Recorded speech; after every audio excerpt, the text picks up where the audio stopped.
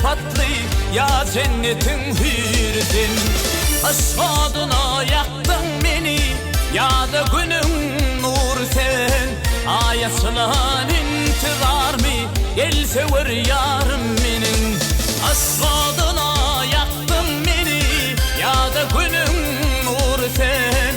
Ayasılan intizar mı gelse var yarım benim.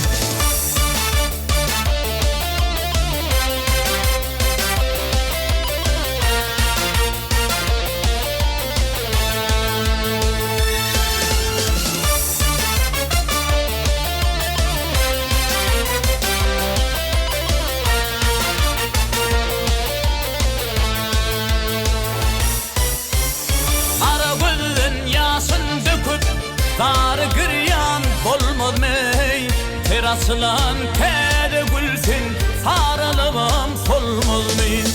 Aşığın armağanına uyup gayrı gönlüm almaz mey. Eyvedel aklımı yalan ciğerim canım benim. Aşığın armağanına uyup gayrı gönlüm almaz mey. Eyvedel aklımı yalan ciğerim canım benim.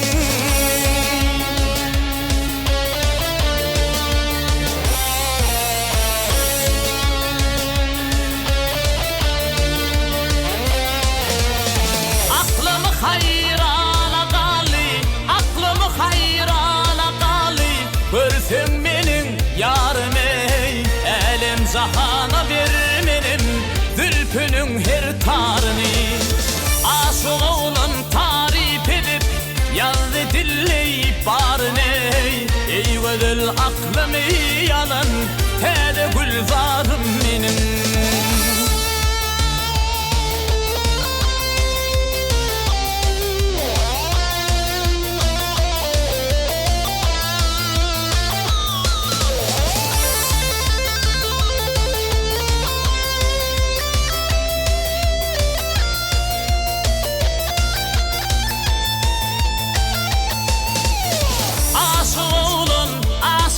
Seni tarif edip yazdı dilleyip barın ey. Eyvedel aklımı yanan gelse var yarım benim. Tede gülzarım benim.